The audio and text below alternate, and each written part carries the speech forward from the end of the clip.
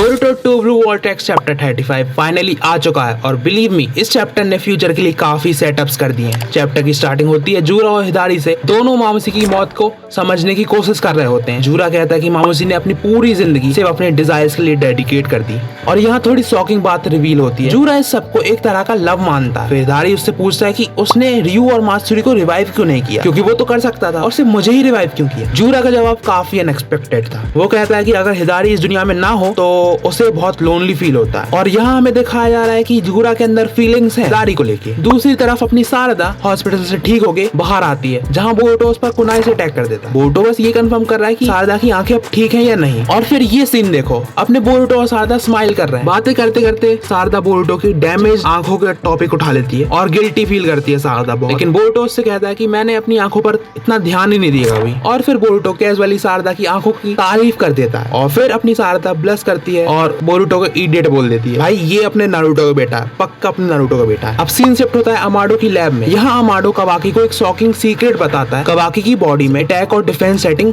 Exist करती है। Normally कवाकी 100% defence mode में रहता है जिससे उसको मारना ऑलमोस्ट इम्पॉसिबल हो जाता है। लेकिन इस बार कवाकी खुद कहता है कि उसकी बॉडी को 100% अटैक मोड में स्विच कर। और सबसे क्रेजी बात, अमाडो ये सब एक छोटे से टोड के थ्रू रिमोटली कंट्रोल कर रहा है। लेकिन अमाडो कभी फ्री में हेल्प नहीं करता। इसके बदले में उसे कवाकी से एक फेवर चाहिए। और फिर आता है चैप्टर का सबसे इंपॉर्टेंट मूवमेंट। बोरुटो अपना असली प्लान रिवील कर देता है शारदा को। कोड शारदा को किडनैप करेगा, उसके बाद उस तक पहुंचने की कोशिश करेगा। लेकिन बोरुटो ने पूरा गेम ही उल्टा कर दिया। बोरुटो का प्लान है कि शारदा जानबूझकर कोड के हाथ कैप्चर हो जाए। बोरुटो शारदा को कुछ स्पेशल पिन्स देता है जिनमें उसका चाक्रा स्टोर्ड होता है। जहां भी कोड या ह्यूमन गॉड ट्री शारदा को ले जाएंगे, शारदा को वो पिन्स उधर गिरा देनी है और जैसे ही पिन्स गिरेंगी बोरुटो उनकी एग्जैक्ट लोकेशन ट्रेस कर लेगा और उधर डायरेक्टली टेलीपोर्ट हो जाएगा। यानी शिकार समझकर जिस शारदा को कोड पकड़ेगा वही उसकी बर्बादी का रीजन बन सकती है। मीनवाइल जूरा एक और अजीब डिस्कवरी करता है। उसे पता चलता है कि हिदारी सीक्रेटली कैट्स के बारे में बुक्स पढ़ रहा है और सरप्राइजिंगली जूरा को भी कैट्स बहुत पसंद है। ये दोनों विलेन्स हैं स्टोरी के और इनको कैट्स पसंद है। लेकिन अभी चैप्टर का सबसे बिगेस्ट ट्विस्ट बाकी है। अमाडो बैटल डाटा के नाम पे इनुजन के थ्रू कासन कोजी को एक स्क्रोल भेजता है। अपना कासन कोजी सोचता है कि उसको कोई इन्फॉर्मेशन मिलने वाली है। जैसे ही अपना कासन कोजी उस स्क्रोल को ओपन करता है, उसके अंदर से निकलता है कवाकी। और सिर्फ कवाकी ही नहीं,